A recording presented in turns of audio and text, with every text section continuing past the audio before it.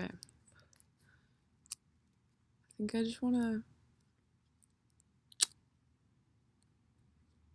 freeform about my project a little bit.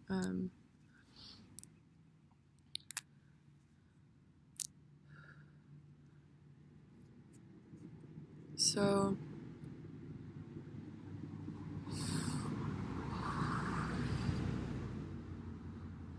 I've been thinking about like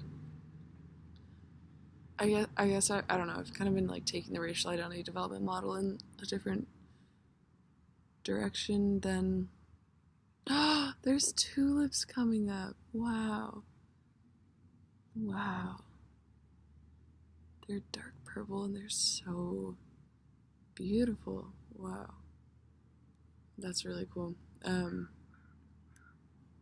So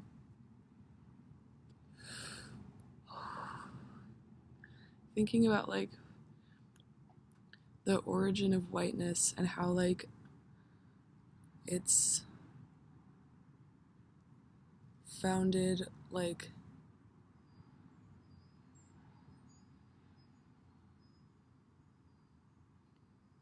whiteness and white supremacy is the root work of like racism as well as colonialism. And I've been trying to think about like how I don't feel like in my identity as a white person and like my development in my identity, like it's not just about my whiteness, or maybe like my whiteness is about my position as a settler as well.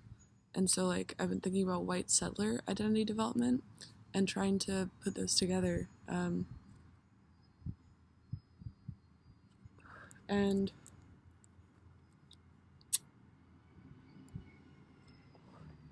thinking about how like the logic of whiteness is that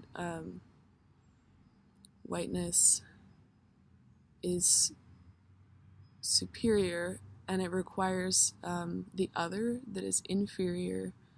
And there's like assimilation to whiteness that has occurred with like Irish people and Italian people that were originally not in the like whiteness club when they immigrated here and then became white. And thinking about like how these people, for examples, like were considered other and then like pulled into the like white assimilation club. And like thinking about the qualities of the other, it's like, I mean, a big quality is like dark skin, and then there's all of these like cultural qualities, like I guess the other is just like people that have culture, it seems like. And like white culture, it seems to me, is like the erasure of culture and assimilation to like these systems of like bullshit. But thinking about how the other is not like a way that like whiteness requires that distance from the other, like,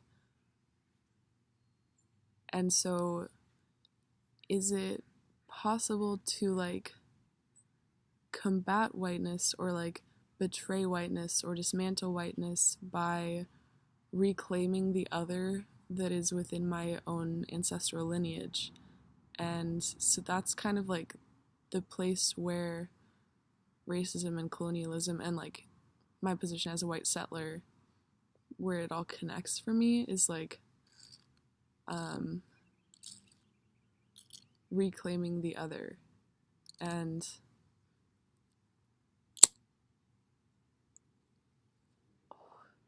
so in thinking about like the different steps in the like identity development model, like there is like the position that I'm just like born into, that I was, and it's all just like based on my experience at this point. I really want the sun to not do that. So talking first about how like the first stage is like comfortably white, and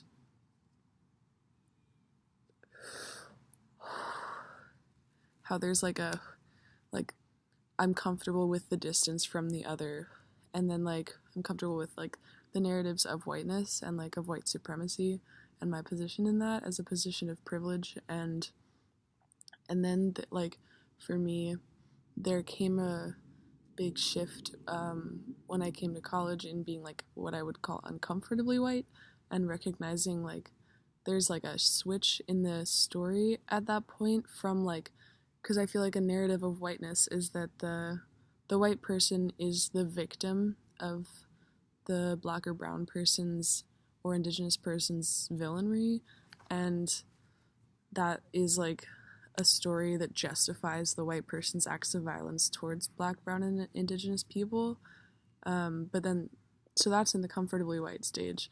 But then in the uncomfortably white stage, I'm still operating within that victim villain binary, but I've switched it. And so I'm identifying whiteness as the villain and black and brown and indigenous people as the victims. And